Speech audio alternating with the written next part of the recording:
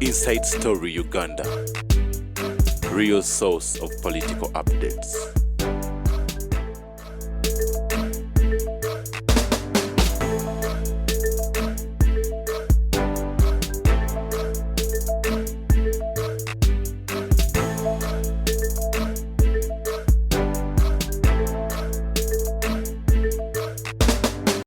Yes. Bwava nagamba nti bannaye kusiba. Lwaki omu bamuwa ssente. Tabadde omuti yali omuyika. Ne waffe ekyotera wali yavuma nakasolo. Tibati yali omuyika. Ne wano Museveni ngazze. Babadde bangi. Kagali nkugamba. Ne kumikono gibaddeyo mingi.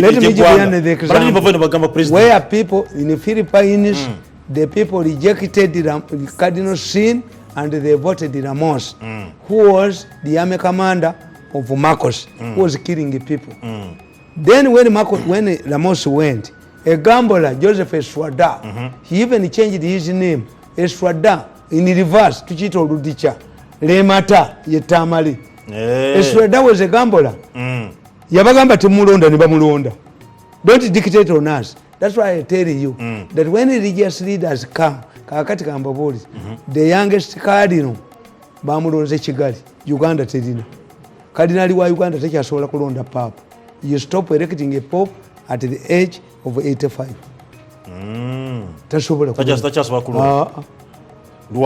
And he is not even supposed to be here. Every cardinal has a parish in the Vatican. Okay. What you parish here Uganda, Yaba Julis, Ecclesia Najitukamam. Cut us off from Museveni. Museveni gave me exposure. That's why I support him. Okay. In spite of the humiliation and the suffering I went through in the State House, under the hands of this young man called Wabogo, who had identified. Wabogo is a smart guy. Identified me 8 years ago. Nti nakubamba bazi, nakubabesije, naye mubatudde. Tayiza kufuga gwanga. I'm a giant killer. Kasanku tusigala kutaka. According to your words, onyanga gamba nti Reverend Father Mugisha. Isazi nokumandi yatereddwako gundi. Murder charges. Kweyingiza mu politics. Yes, kweyingiza mu politics and necessarily. Nkugamba. Nti otegedde. Nti gundi bamuganye. Cardinal Sin. Yes, wait here. In South Africa, Bishop Desmond Tutu tried to dictate to the new leaders of South Africa. But a serious battle erupted between Tutu and the ANC leaders. Nobody questioned the contribution of Tutu to the liberation of South Africa from the jaws of apartheid. But the problem was to extend his role to impose his wishes on the new ANC leaders. Tutu yajja nabaga muri corrupt muri ki. Mbeki ya muvuma namuga gwali oli n'abazungu. And Obero man, you must know when my sons marry, my advice is they have defeated me. I might have an ideal, my daughter-in-law, but when my son decides, religious leaders must come. When do you come? When should the people listen to you? What are you talking about? Nkugamba.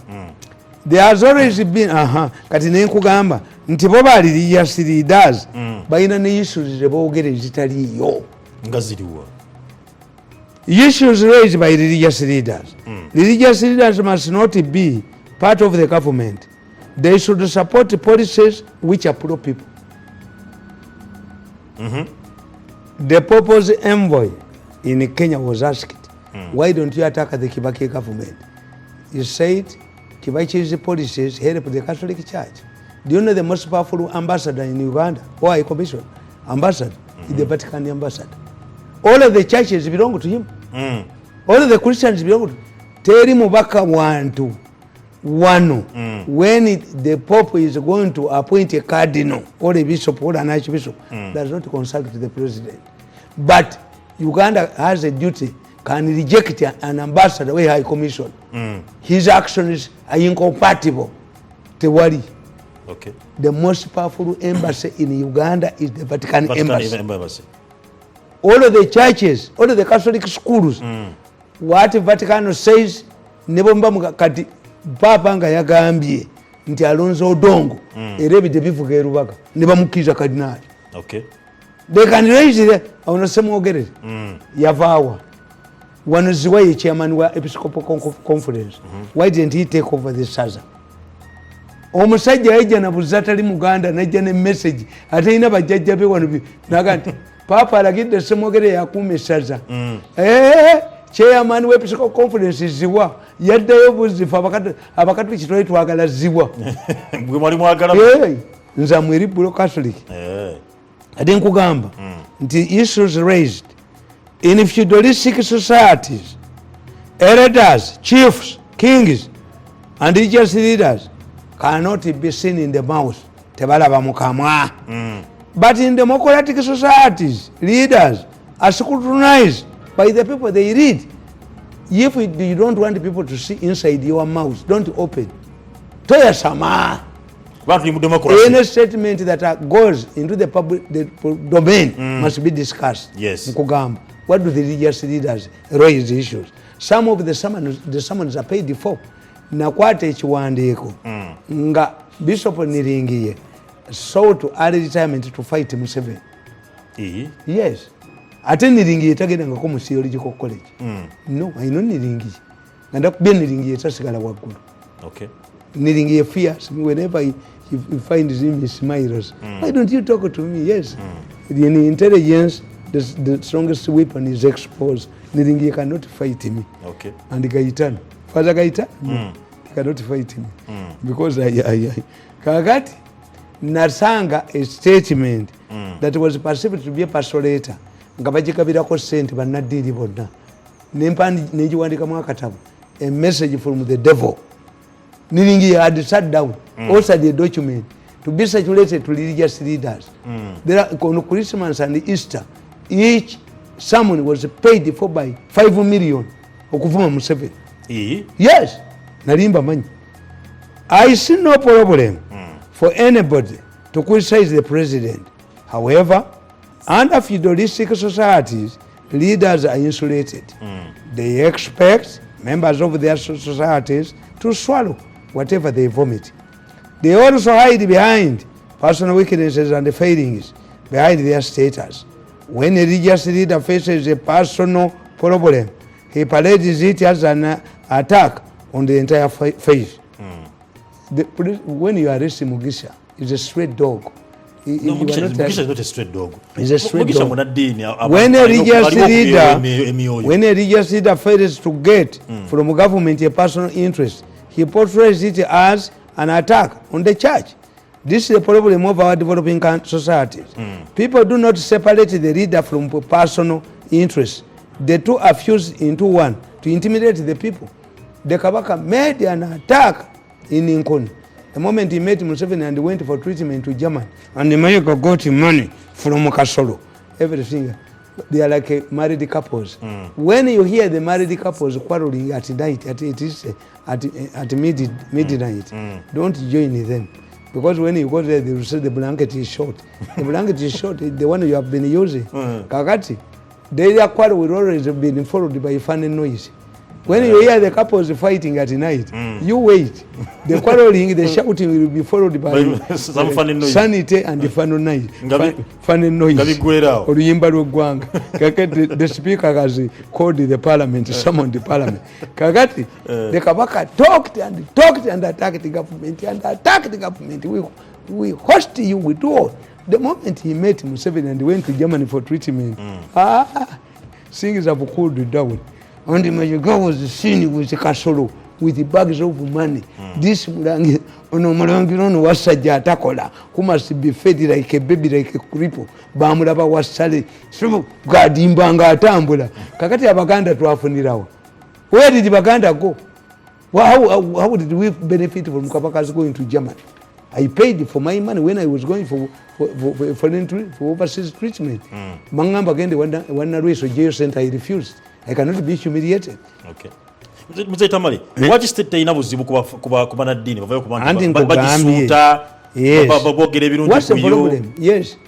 Naye nkugamba nti Niringi President Museveni kakati I hear an allegation that previously whenever went for the elections all Catholic parish baba wanga millionaires satu baba millionaires satu bazirya omuyaziba bako. They are making noise because they did not get. Father Chibi, why was Chibi removed from the Kampala Archdiocese? Mukukubira dduke. Bichibi. Adanga munalumba kwogera mazima. Nkukubire Chibi kibakubya. Airanga the Archbishop of Kampala. Tuyina check jo signings ya million rukaga bagenda kubba. I had a meeting with Rwanga last day for 5 hours. Ngani abiri mwe. Obango azompita kwa kuzanya. Tamale Reverend Father Mugisha. Omusango matande ko ogwobutemu. Abasajjamba manyi. Poli wade police gama teguli project ne guli political. Bana imonyini okikakasa sande kyamuzekizake emisango. We also hide ngogamba. In developed societies, individuals' interests are separated in developed countries from the country. For example, in the Catholic Church, the church's interests are distinguished from the individual bishops. For example, the bishop of a country the bishops of a country like Uganda in the Catholic Church sit and express themselves through a pastoral letter. What is contained in a pastoral letter reflects the feelings of the entire Catholic Church. Okay. Catholics wait a pastoral letter. A pastoral letter. The Ugandan Catholic bishops will sit under their chairman. The head of the Catholic Church in Uganda is Bishop Ziwa. We don't have a situation like the Archbishop of Kampala, Semuogere, is not the head of the Catholic Church. Okay. The Cardinal is not the head of the Catholic Church.